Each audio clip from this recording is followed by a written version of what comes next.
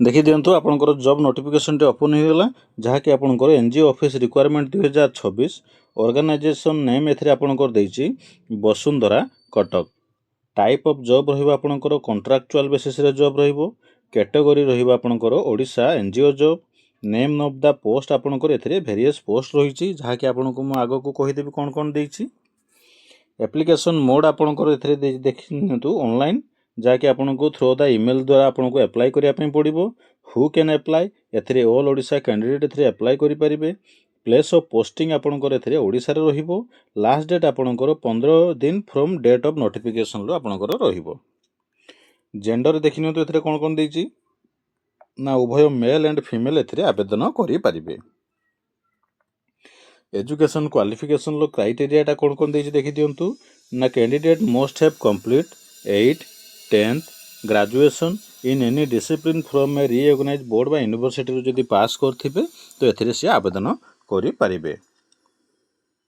As limit रो details टी कोन देछि देखि दियंतु जहाँकि आपणकर मिनिमम एज आपणकर 18 रु 21 वर्ष होइतिबा दरकार।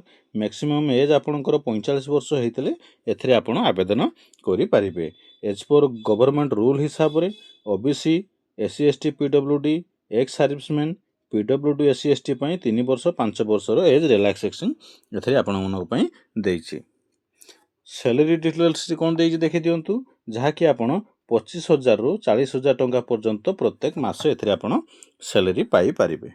सिलेक्शन प्रोसेस टी आपनकर देखि दियंतु कोन देछि जहाँकि आपनकर एथरे कोनोसी एग्जाम होबो नाही बा कोनोसी एप्लिकेशन फी आपनको देवा पई पड़िबो नाही। एथरे आपनको सिर्फ डॉक्यूमेंट वेरिफिकेशन टी एथरे आपनकर हेबो। एप्लिकेशन फी रे डिटेल्स देखि दियंतु कोन देछि ना आपनकर जनरल कैंडिडेट पई फ्री रहिछि। ईडब्ल्यूएस कैंडिडेट पई फ्री रहिछि। ओबीसी कैंडिडेट पई भी फ्री रहिछि। पीएचडी कैंडिडेट पई भी फ्री रहिछि। एथरे आपनको एससी एसटी पिला मानको कैंडिडेट पई भी एथरे कोनोसी एप्लिकेशन फी लागिबो नाही। ऑल कैंडिडेट पई एथरे फ्री रहिछि।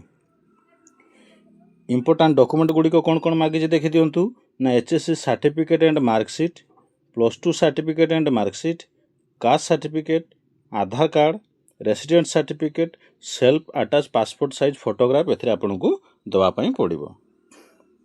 एप्लाई स्टार्ट डेट आउ लास्ट डेट कोन देखि दियंतु इंपोर्टेंट डेट्स गुडी को जहाँकि आपनकर apply start date already started हो सारिछि। एप्लाई लास्ट डेट आपनकर देछि 15 दिन from the date of publication आपनकर 15 दिन एथरे आपन पाई परिबे। तापर आपन देखि नेबे हाउ टू अप्लाई केमति आको अप्लाई करिवे कोन कोन एथरे लागिबो तार डिटेल्स गुडी को एथरे देछि। तापर एठी देखि दियंतु नोटिफिकेशन पीडीएफ लिंक एथरे आपन क्लिक करिके तार पूरा डिटेल्स देखि परिबे। चलंतु मु पूरा डिटेल्स देखि देउछि।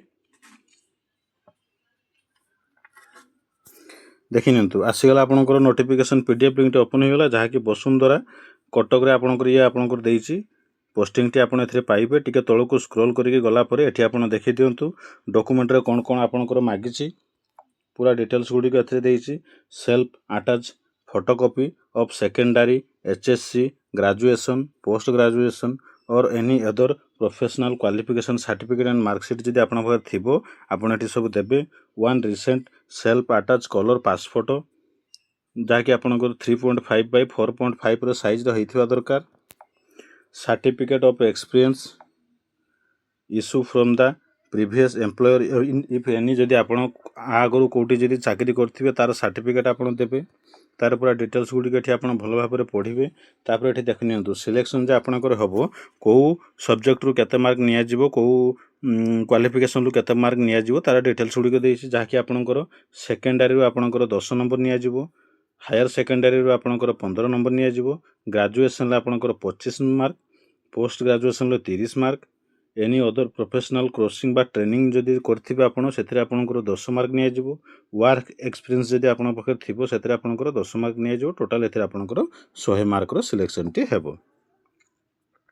टिके तळको स्क्रॉल करिके आसला परे एठी आपनकर देखि नेबे आर पूरा एडवर्टाइजमेंट रे पूरा डिटेल्स गुडी को देछि। सुपरिटेंडेंट रे आपनकर गोटिए पोस्ट जहाँकि एथरे जेंडर आपनकर फीमेल पोस्ट लागिबे। एथरे सैलरी आपनकर 33,100 टंका पाइबे। एज आपनकर हेतिबा दरकार एक्चुअल 21 रु 45 वर्ष भितरे हेतिबा दरकार।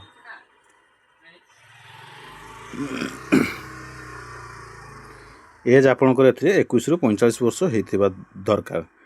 चाइल्ड केयर इंस्टीट्यूशन आपनकर चिल्ड्रेन्स होम ହେଇଥିବା ଦରକାର ତାର ପୁରା ଡିଟେଲ୍ସ। ତାପରେ ଏଠି ଆପଣଙ୍କର ଦେଖି ଦିଅନ୍ତୁ ହେଲ୍ପର କମ୍ ନାଇଟ୍ ୱାଚମ୍ୟାନ୍ର 2ଟି ପୋଷ୍ଟ, ଏଥିରେ ଯାହାକି ଆପଣଙ୍କର ମେଲ୍ ଫିମେଲ୍ ଲାଗିବ। ଅଣ୍ଡର ମ୍ୟାଟ୍ରିକ୍ ଏଥିରେ ହେଇଥିଲେ ଆପଣ ଆପ୍ଲାଏ କରିପାରିବେ।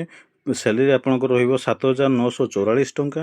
ଏଜ୍ ଆପଣଙ୍କର ଦେଇଛି 21ରୁ 45 ବର୍ଷ ହେଇଥିଲେ ଆପଣ ଏଥିରେ ଆପ୍ଲାଏ କରିପାରିବେ।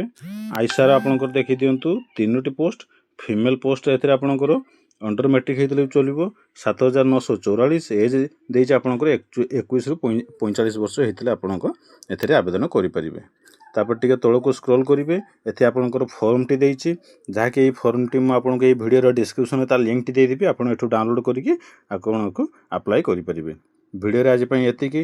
ଭିଡ଼ିଓଟି ଯଦି ଆପଣମାନଙ୍କୁ ଇନଫର୍ମେଟିଭ୍ ଲାଗିଥିବ ଭିଡ଼ିଓଟି ଗୋଟେ ଲାଇକ୍ କରିବେ, ଚ୍ୟାନେଲକୁ ସବସ୍କ୍ରାଇବ୍ କରି ବେଲ୍ ନୋଟିଫିକେସନକୁ ଅଲ୍ ବଟନରେ ସେଟ୍ କରିବେ। ଧନ୍ୟବାଦ। ଜୟ ଜଗନ୍ନାଥ।